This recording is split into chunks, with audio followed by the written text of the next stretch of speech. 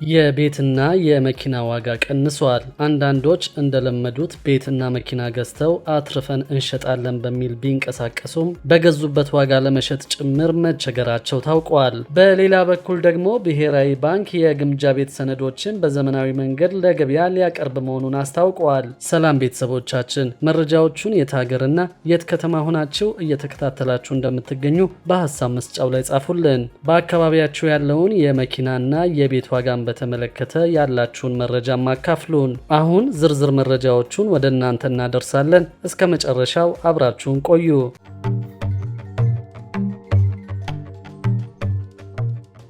ከቅርብ ጊዜ ወዲህ የቤት የመኪናና የቦታና መሰል ንብረቶች ዋጋ ሳይታሰብ ዋጋቸው እየወረደ መሆኑን የደረሰን መረጃ ያሳያል። ይህ ለሀገራችን ገበያ እንግዳ ክስተት መሆኑን የጠቀሰው ሪፖርተር ጋዜጣ ከአንድ ዓመት በፊት ከ15 ሚሊዮን ብር በላይ ዋጋ የተሰጠው አንድ ቦታ ወይም ቤት አሁን ወደ 10 ሚሊዮን ብር መውረዱን ዘግበዋል። የሪል ስቴት ቤቶች ዋጋ እየቀነሰ ሲሆን ተሽከርካሪዎችም የሚሸጡበት ዋጋ መውረዱ ታውቋል።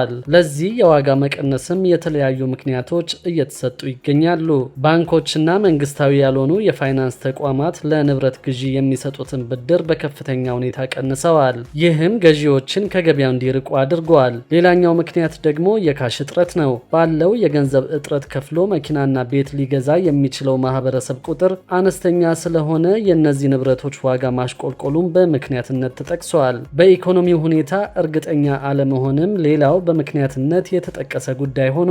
በሀገሪቱ ውስጥ ያለው የሰላም እጦትና የፖለቲካ አለመረጋጋት ገንዘብ ያላቸው ሰዎች ከንብረት ግዢ እንዲቆጠቡ አድርገዋል። በግብይት ስርዓት ውስጥ የታየው ለውጥ በአጠቃላይ የሀገሪቱ የዋጋ ንረት በመቶኛ ሲሰላ ዝቅ እንዲልም አድርጎታል። ሰሞኑን ይፋ በተደረገው የመንግስት መረጃ መሰረት የዋጋ ንረት ከነበረበት ከ23 በመቶ ወደ 15 በመቶ መውረዱ ተገልጿል። መንግስት የዋጋ ንረቱን ለማውረድ ያደረገው ጥረት ተሳክቶልኛል ብሎ ለመግለጽ እገዛ ካደረጉለት ምክንያቶች አንዱ እነዚህ ከፍተኛ ገንዘብ ይገላበጥባቸው የነበሩ ንብረቶች ዋጋ መውረድ ስለመሆኑ የሚገልጹ አሉ።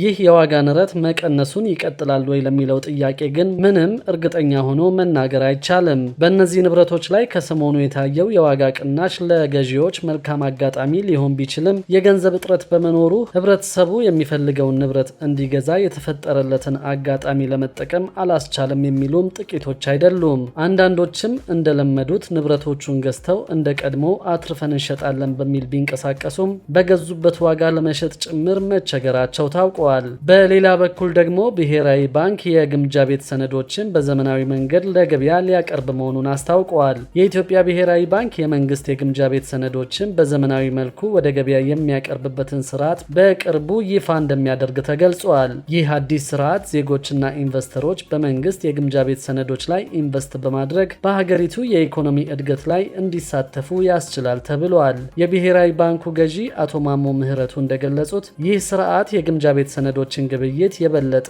ግልጽ፣ ቀልጣፋና ተደራሽ ለማድረግ ያለመ መሆኑ ተጠቁመዋል። በተጨማሪም የቁጠባ ባህልን ለማበረታታትና የሀገሪቱን የኢኮኖሚ እድገት ለማፋጠን አስተዋጽኦ ይኖረዋል ብለዋል። የኢትዮጵያ ብሔራዊ ባንክ የገንዘብ ፖሊሲ ማዕቀፉን በማዘመን የግምጃ ቤት ሰነድ ገበያን ጨምሮ ወደ ወለድ ተመን ስርዓት በመሸጋገር ክፍት የገበያ ስራዎችን በማስተዋወቅና በርካታ ፖሊሲዎችን በማስተካከል ላይ እንደሚገኝ ተገልጿል።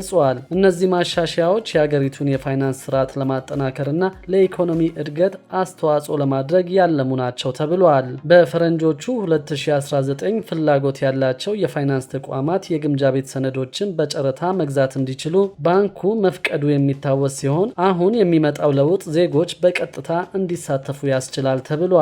ይህ ለዜጎችና ለኢንቨስተሮች አዲስ የኢንቨስትመንት አማራጮችን በመፍጠር የሀገሪቱን የኢኮኖሚ እድገት ለማፋጠን አስተዋጽኦ ይኖረዋል ተብሎ ይጠበቃል። በሌላ በኩል ደግሞ ለበርካታ ነጋዴዎች ማስጠንቀቂያ መሰጠቱን ሰምተናል። ማስጠንቀቂያው የተሰጠው ከግብር ጋር በተያያዘ መሆኑንና ተጨማሪ ግብር ከፋዮች ከሀገር እንዳይወጡ እግድ መተላለፉን ያገኘነው መረጃ ያሳያል። የአዲስ አበባ ከተማ አስተዳደር ገቢዎች ቢሮ ከ149 ሚሊዮን ብር በላይ ያልተከፈለ የግብር ዕዳ ያለባቸው 8 ግብር ከፋዮች ከሀገር እንዳይወጡ ለኢሚግሬሽን እና ዜግነት አገልግሎት ስም ዝርዝራቸውን ማስተላለፉን አስታውቀዋል። ቢሮው ከ3.2 ቢሊዮን ብር በላይ ያልከፈሉት የግብር ዕዳ ያለባቸው 62 ግብር ከፋዮች በተመሳሳይ ከሀገር እንዳይወጡ ባለፈው ወር ለኢሚግሬሽን ስማቸውን ማስተላለፉ አይዘነጋም። ሆኖም ባለፈው ወር የጉዞ እገዳ ከተላለፈባቸው ግብር ከፋዮች መካከል ሶስቱ ዕዳቸውን መክፈል በመጀመራቸው የጉዞ እገዳው እንዲነሳላቸው ተደርጓል ተብሏል። ከዚሁ ጋር በተያያዘ በርካታ የአዲስ አበባ ነጋዴዎች የሂሳብ መዝገብ ተቀባይነት አለማግኘቱን ሰምተናል። 75 በመቶ የሚሆኑ ነጋዴዎች የሚያቀርቡት የሂሳብ መዝገብ ደረጃውን ያልጠበቀና በሙያ ብቃት በሌላቸው ሰዎች የሚዘጋጅ በመሆኑ ተቀባይነት አላገኘም ሲል የአዲስ አበባ ከተማ አስተዳደር ገቢዎች ቢሮ አስታውቋል። ቢሮው ከአዲስ አበባ የንግድና ዘርፍ ማህበራት ምክር ቤትና ከነጋዴ ተወካዮች ጋር ባደረገው ውይይት በጥቅምት ወር በተካሄደው ቅድመ ኦዲት ብቻ 25 በመቶ ያህሉ ነጋዴዎች የሂሳብ መዝገባቸው ተቀባይነት ማግኘቱን አረጋግጧል። የተቋሙ ኃላፊ ቢኒያም ምክሩ እንደገለጹት ነጋዴዎች የሚያቀርቡት የሂሳብ መዝገብ በባንክ ሂሳባቸው ከሚንቀሳቀሰው ገንዘብ በእጅጉ የማይጣጣም ነው። በብዙ ሚሊዮን የሚቆጠር ገንዘብ በባንክ አካውንታቸው ላይ ቢታይም በሂሳብ መዝገባቸው ላይ ምንም ትርፍ እንዳላገኙ ያሳያሉ።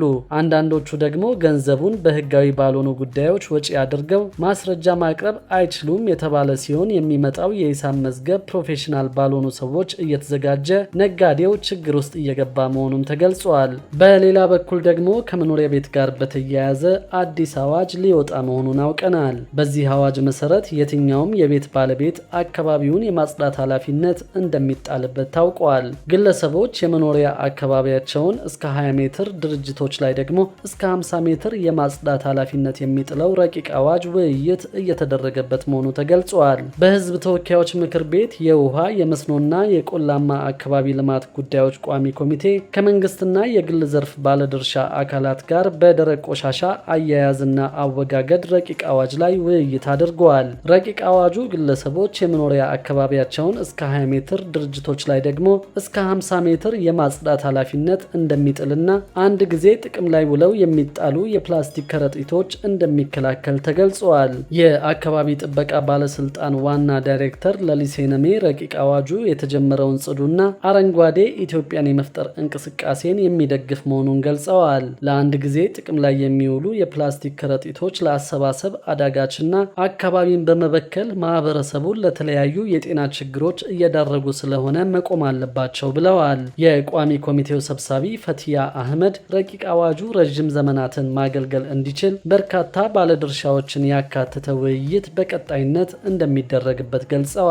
ደረቅ ቆሻሻ በአካባቢና በሰዎች ደህንነትና ጤንነት ላይ እያስከተለ ያለውን ተጽዕኖና ጉዳት ለመከላከልና ጉዳቱን ለመቆጣጠር አዋጁ መዘጋጀቱን ከህዝብ ተወካዮች ምክር ቤት የተገኘው መረጃ አመልክቷል። በሌላ በኩል ደግሞ የጣራና የግድግዳ ግብር ቅጣት በእጥፍ መከፈል መጀመሩን ሰምተናል። ቀኑ በገፋ ቁጥር የወለድ ክፍያው እንደሚጨምርና እስካሁንም 7.2 ቢሊዮን ብር ገቢ መሰብሰቡ ታውቋል። በአዲስ አበባ ከተማ ከጣራና ግድግዳ ግብር 7.2 ቢሊዮን ብር ገቢ መሰብሰብ መቻሉን ያስታወቀው የከተማ አስተዳደሩ ገቢዎች ቢሮ ነው። የአዲስ አበባ ከተማ አስተዳደር በአዲስ አበባ ነዋሪዎች ላይ ከሚያዝያ ወር 2015 ዓ.ም ጀምሮ ተግባራዊ የሚሆን የጣራና ግድግዳ ግብር እንዲከፍሉ የውሳኔ ሀሳብ ማስተላለፉ ይታወቃል።